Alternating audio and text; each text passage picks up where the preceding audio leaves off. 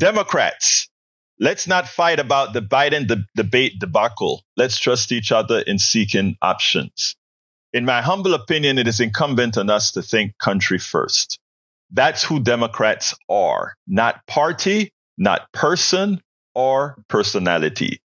We must have the back of President Biden and the country. That's a subtitle. Now, here is the text of the post that I wrote. And welcome, Lizard Queen. Welcome, Eric Hayes. Before being completely frank, I must say the following. I was a Bernie supporter who wanted our country to be as progressive as Scandinavian countries, which see the value in a government with an essential and revered role. That said, I am of the firm belief that President Joe Biden saved this country from a second Trump administration that would have destroyed our democracy and the middle class. Pleasantly, Biden also became the president who got more progressive policies through Congress than any president in my lifetime. I have since wondered, because of our current state of indoctrination, whether only a moderate neoliberal president could get progressive policies passed. I watched most of the Sunday morning news program this morning. They all echoed the same theme. We know the debate was a disaster. It was not only a disaster for Biden, but for the country. After all, Trump was just a lion snake salesman with nothing to offer Americans or the rest of the world. The polls say that Trump won the debate. One could ask, what does that mean? If you turn the sound off, his performative antics will give him a win. However, as far as what came out of his mouth, the little Biden said that was coherent in those 90 minutes exceeded Trump's lying bloviation by orders of magnitude. I cannot believe that Biden's handlers could not see that this would be the result after working with him for several days. How can an early debate to dispel notions of a frailing president reinforce it? We are living in dangerous times. As I write this, France's far-wing Le Pen's party, National Rally, is winning the first round of their swiftly called elections by substantial margins. In America, we do not have the latitude for wishful thinking or willful ignorance. There are forces out there that are ginning up fears that make otherwise good people make poor decisions.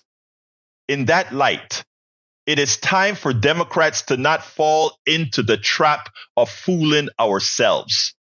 Many are looking at polls stating that even after Biden's meltdown, the polls have not budged much. Many also fear that chaos if Biden decides to drop out. While the past is often a prologue, it does not have to be. We can realize our times and put our country before the party and person, especially in these existential moments. I recently wrote in another article the following. The president has indeed lost a step. I am not concerned about that. He is 81. Genetically, we age differently. That's not Biden's fault. Bernie is a year older than Biden, ambulates like a middle-aged man, and is quick to catch when his opponents made remarks that must be rebuffed. Trump is 3 years younger, but acts much more vibrantly when he tells his litany of lies with authority. Trump is a dummy, and nobody expects intellect from him. But President Biden could not finish a complete thought in the debate. He commingled subjects that did not belong together and was often confused. This was painful for the debate and what one can infer in meetings as we advance. I believe many of Biden's poor numbers on the economy, the border, and other issues have a genesis in his age and the problems that come with it. In other words, Many are projecting his age on their discontent for just about every issue. Again, it may not be fair, but that is politics. For those who talk about Republicans coalescing around Trump, even after the Hollywood access tapes, that is a poor comparison. Progressives and moderates are neither cultists nor do they fall in line. End of quote. This morning, Dr. Fauci appeared on ABC's This Week. He shares something in common with another octogenarian, Bernie Sanders. They are older than President Biden, but are extremely ambulatory, mentally lucid, and quick thinking. Americans will not unsee what they saw on Thursday. And trying to sugarcoat reality could come back and bite the entire country. Decline does not always occur linearly, but can be exponential, especially when stress is added to the mix. I want to repeat that statement again because it's very important. Decline, all of our decline, all of us decline, but our decline doesn't always occur linearly. It's not always pace, but it can be exponential, which means when a decline starts, it can go fast or it can go slow. We don't know. So we need to keep all these things when we're putting together what we actually intend to do. I have been listening to all sides of this discussion, and they all make valid points.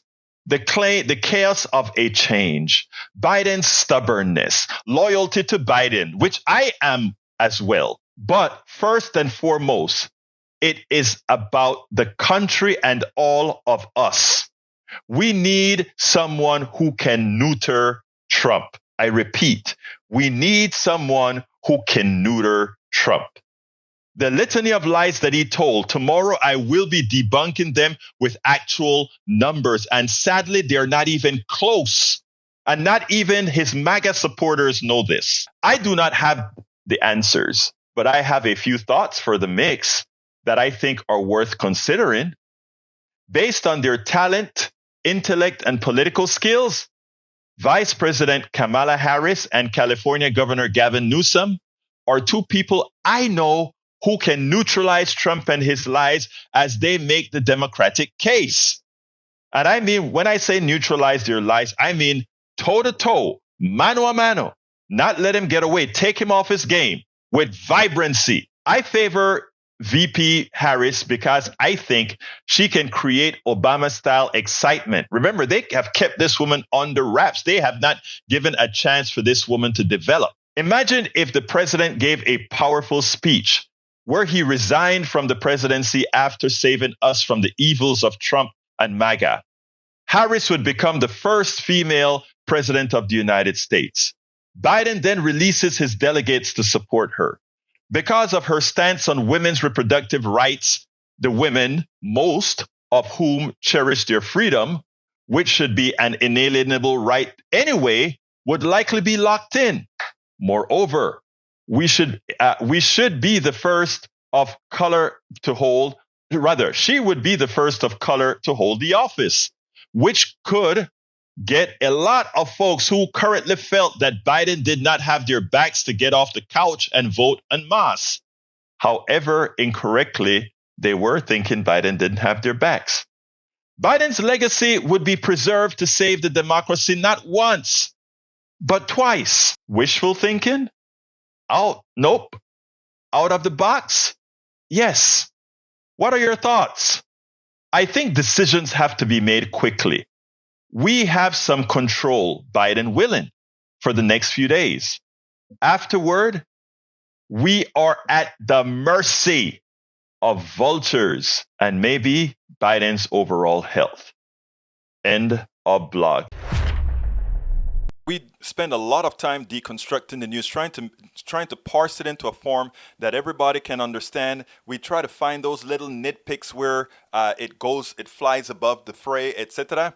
If you really like these videos that we do, I want to ask a big favor. Please go ahead. Number one, subscribe to our channel, and number two, please join if you can. Thank you so kindly for watching. Keep watching. Please remember to share. We must populate the entire internet with our progressive message, a message that we know is what most Americans say that they want. So help us, please join.